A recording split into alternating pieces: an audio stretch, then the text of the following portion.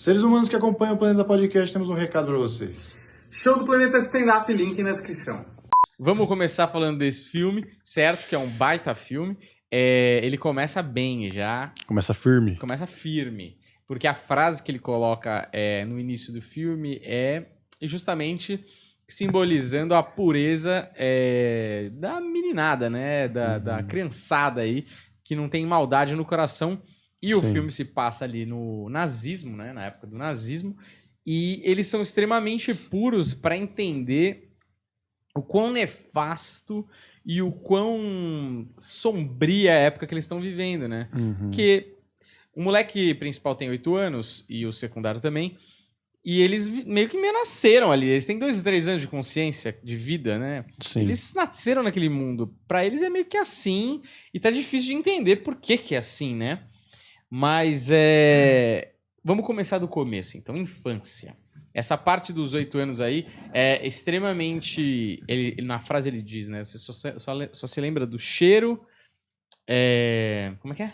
A frase agora eu esqueci, porra. Eu não lembro. Procura aí a frase de abertura do Menino do Pijama Listrado, Juliana. Mas ele quer dizer isso, assim, né? A pureza da criançada aí. E é muito isso mesmo. Esses dias eu li uma frase que é bem clichê aí, que tem nos Instagrams de blogueiros, que é você, o eu criança, teria orgulho de você hoje? Porque eu acho que é isso. O seu eu criança era sonhador, não tinha maldade no coração, não tinha inveja. Pelo menos, eu não me lembro, assim, de ter um caso de inveja, sei lá. A gente era mais puro mesmo, todo mundo era amigo, né? Sei lá. Sim, acho que essas coisas vão sendo construídas a partir da sociedade mesmo, porque os valores, né? A gente vai sendo apresentado a valores e entendendo o que é importante, né? Não importante de verdade, mas importante para aquela sociedade, o que aquela sociedade considera importante e o que não é. E aí, a partir disso, você tenta se encaixar. E aí é que acontece o problema. E é engraçado, né? Como realmente a criança consegue ser avessa e fazer as perguntas certas que os adultos não estavam fazendo. Quando ele tem uma oportunidade de ter um professor extremamente tendencioso, aquele professor, olha, se eu tivesse naquele governo, eu ia falar para colocar uma escola sem partido para aquele professor, porque ele é extremamente tendencioso, que inclusive era contra o menino ler fantasia e aventura, porque justamente nesse tipo de cultura pop, os valores de moral e ética parece que seguem mais do que na vida real, né? Uma coisa correta, uma coisa inclusive cristã. O menino começa a questionar, né? E eu acho que dos momentos assim que poderia passar batido, mas o roteiro consegue deixar bem ali no subtexto algo importante. Eu até anotei aqui. Ele fala... O menino ele tá falando sobre os judeus e toda aquela propaganda que eles faziam, né? Porque o judeu acabou com o povo alemão, levou o povo alemão à miséria. Cadê? Cara, eu não sei onde eu anotei, mas é basicamente isso. Ele tá falando assim... Aqui, os judeus acabaram com o povo alemão, levaram milhares de alemães à miséria, e aí ele pergunta, mas como um homem só pode causar tudo isso? E aí o professor responde para ele, mas não é um homem só, é toda uma raça. Que isso serve, inclusive, para o outro lado, né? Não é só Hitler que foi o culpado. Hitler é o símbolo, é o demônio máximo da situação. Mas todo aquele povo foi racista, preconceituoso, omisso e conivente. E todo aquele povo daquele momento histórico ali, muitos não podiam fazer muita coisa, mas todo aquele povo foi conivente e contribuiu, de certa forma, pro pior momento da história, tá ligado?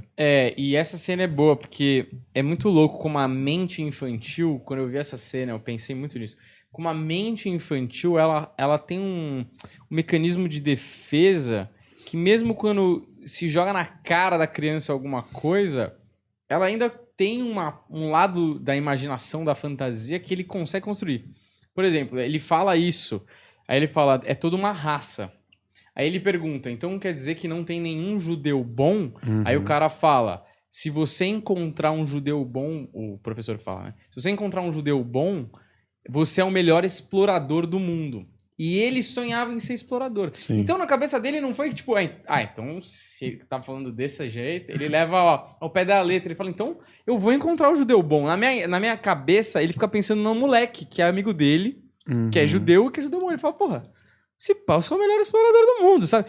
E aí eu fiquei pensando, tipo, quando eu ouvi as músicas do Mamonas Assassinas, que tem uma carga sexual e tal, e sacanagem e tal, que eu não pegava.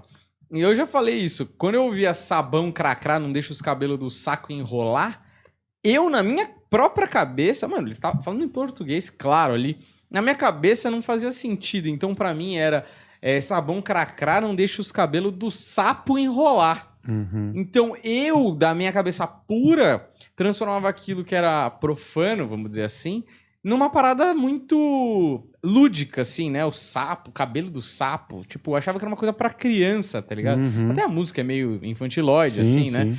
Mas isso é muito legal, assim, que o filme faz, assim, ele resistindo a acreditar que os modelos adultos dele estão gritando na orelha dele e ele ainda continua resistindo, porque não é possível, né?